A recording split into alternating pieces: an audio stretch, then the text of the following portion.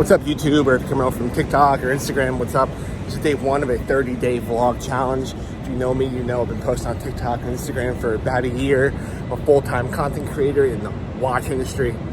I love it personally, and I've been kind of in a content rut.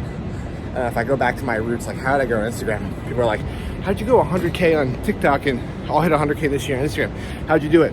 Post every goddamn day or multiple times a day. So I thought, you know what? YouTube's got to work the same. I just watched Sam Sulek. You guys know who that is. We're keeping it raw. We're keeping it raw here. I just watched Sam Sulek. He's grown to like 400,000 subscribers. He's vlogged his bulk every day for 200 days. And I'm like, just using his phone. No crazy editing. And that's my problem, is I don't have the time to edit. I can film where I'm walking. But yeah, so I'm Ben. I'm a content creator in New York City. I create content around watches. Today I'm wearing my Grand Seiko Shunbun. You can go watch my video on that. I posted that before. But yes, we're gonna do my sort of day in the life, 30 days in a row. If you guys like it, like, comment, subscribe. Let's go. Today we are at the Oculus in New York City. I go to the Swatch store a couple times a week in the morning, literally to buy a Swatch and flip it. And people say, Ben, why do you do that? I don't understand. Well, there's a couple reasons. One, when you're a content creator in watches, it's very hard to make a living. Watch companies don't pay you. I mean, you might think like, oh, you have so many subscribers, like, why don't you get paid? You just don't get paid. TikTok doesn't pay. Obviously, Instagram doesn't pay. So I do need to make money somehow in order to afford living in Manhattan and be able to do this. So I do flip the Moon Swatches. This is not something I want to do for the rest of my life, but sometimes you kind of have to grind it. In this bit, in really any business, you have to grind. That's what I'm learning, at least, to see, what does it take? What does it take? I didn't do this for a while, and I decided, you know what, I'm really not making money. I need to, and I had savings, which was good, and I still had savings, but I need to make money somehow. So this is one of the things I do. I also have my website where I sell straps and stuff like that, but, I gotta sell 50 straps, not even like 5 straps a day to make a living. Obviously, I'm not doing that, so Moon Swatches are one of the things. So I'm gonna go see if I can go get Moon or Mercury, the Swatch store. If you ever wanna see where I am, you come here a couple times a week, you will see me. All right, so we arrived. This is a long ass line already. I don't think I'm gonna get one, but I'll probably stand here. So I didn't wait in line for Moon Swatch. Like I said, I was like, there's just way too many, but I was like, you know what? I'm gonna go to Times Square because I gotta go to the Diamond District today. I'm getting a watch. I got a watch polished for a friend of mine. So I have to go pick it up. So there's so many goddamn people around here. So I'm gonna go pick up the watch from the guy that's polishing it for me. I'll try to get that on video, see if he wants to be on video. I don't know. Sometimes these people, they just don't. And I get it. It can be a little bit sketchy in the Diamond District. Not gonna lie. But so I then went to Times Square. And Times Square, you get there a little bit later. Oh my God. So we keep it real, right?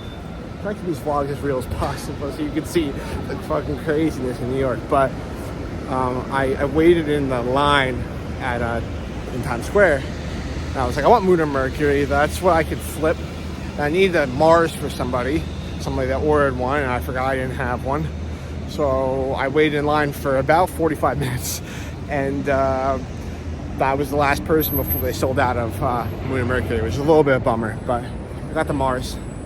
Now I'm ahead of the Diamond District, so hopefully I can show you it, and I'll flip the camera around so you can see it. All right, this is what it looks like from the outside.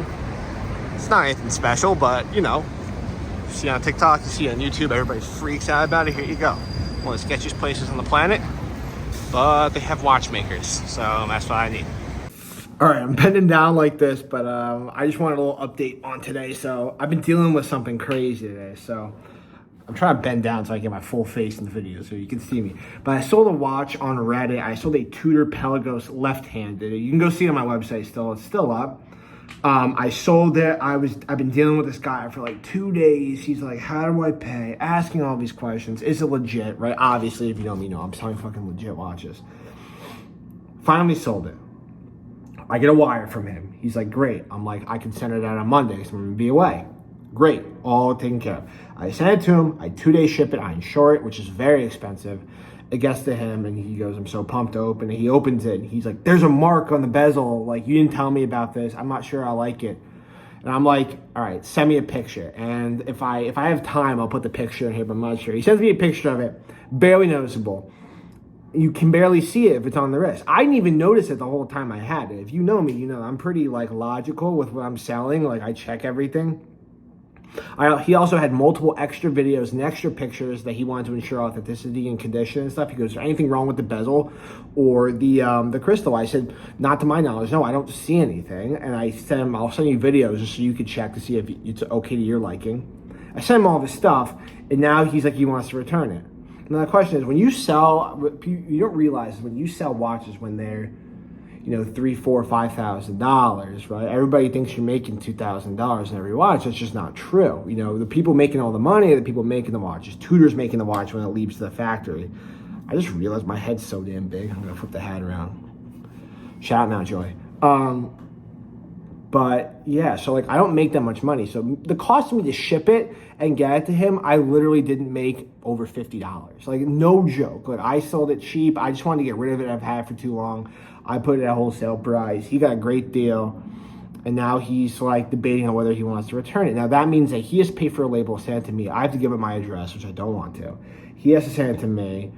And it's like one of these things where like it's in the industry where all my sales are final. You can check my website. Every sale of a watch is final. Now, if you buy a strap or something like that, you could obviously return it if it doesn't fit or whatever. But watches are final. And the reason why, and this is true throughout the industry, the reason that's the case is because the margins are so slim. It's 5-10% margins, right? And you don't sell enough to make it every day. So I'm debating on what I'm going to do. I might take it back. I might send money just to get him to stop. I don't know. I think he's just giving me a hard time because this is by far, he said he'd never bought a watch over $500 and now he's buying a almost $4,000 watch. So it's just about like, I think he got it, probably doesn't like it as much as he thought he would, and now wants to return it, and now he's totally screwing with me. So I don't know. I'm debating. But this is what goes on in this industry. Now, the other thing that happened today was Brew came out. I'm just gonna stand up. I don't like this. So Brew came out with the new automatic metric. I own the blacked out one you can see on the website. It's a quartz version. So they came out with the automatic one. The big knock on Brew, everybody in my comments and every video I posted or picture or DM is saying, "Why would you buy that? Why would you endorse that? It's quartz." It's because I love them. I don't give a shit if it's quartz. It's $500. They just came out with the automatic one for $525. It's up on the website. It's limited to $500. If you're seeing this video, I'd go check it out. All right, what up, guys? So, sorry, this is a weird ass angle. What's going on right now? But so I had a client. I was on TikTok Live, and I just did that. I didn't film it on here because I'm not gonna do that. But I was on TikTok Live, and somebody was saying, "Wish I get my girl." I go, "Well, I do have two great women's watches. One, them being Tissot Sea Stars in 36.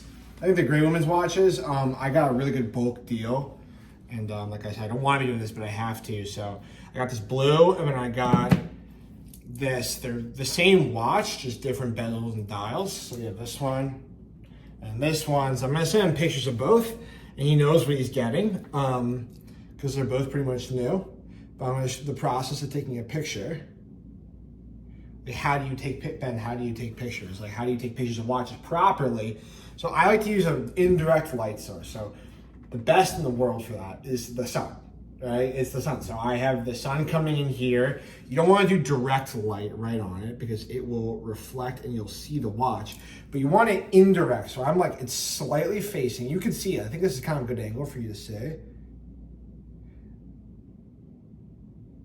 If you go to my website, you can go see all my pictures. I take them all right here. I think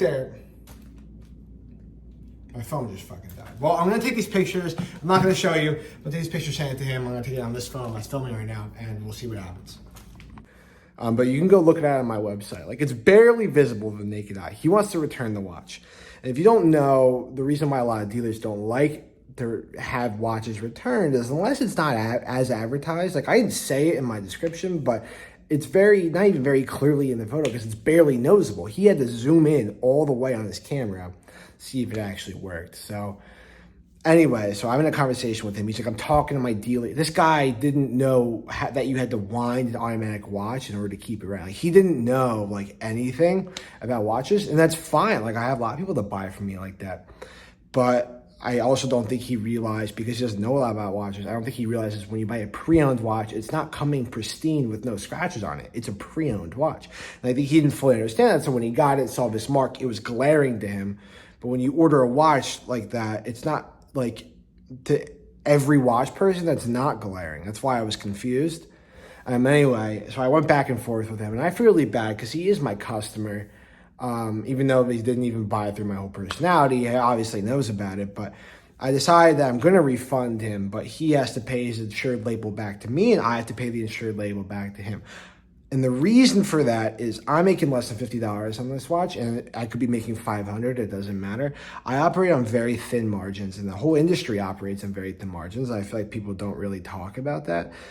So basically, like even on this watch, I made $50. Granted, like I bought a little high and I ended up selling at wholesale price. I gave him a great deal. It was $3,400. If you look up the Tudor Pelagos LHD, you're gonna be like, that was a good fucking deal. Yeah, it was, with fucking box and papers. But anyway, I'm refunding him. He just has to cover the shipping back to me, and then he has to cover the shipping I sent to him.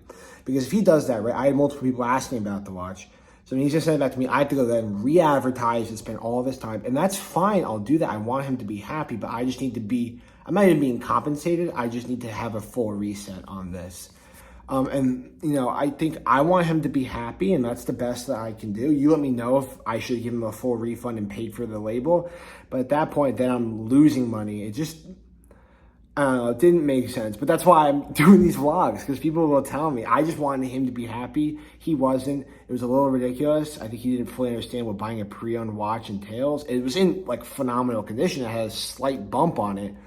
But this stuff happens, and I just wanted to make it right. So you let me know in the comments. Thanks. This is vlog number 1. Vlog 1 of fucking 30 in a row, baby. Peace out.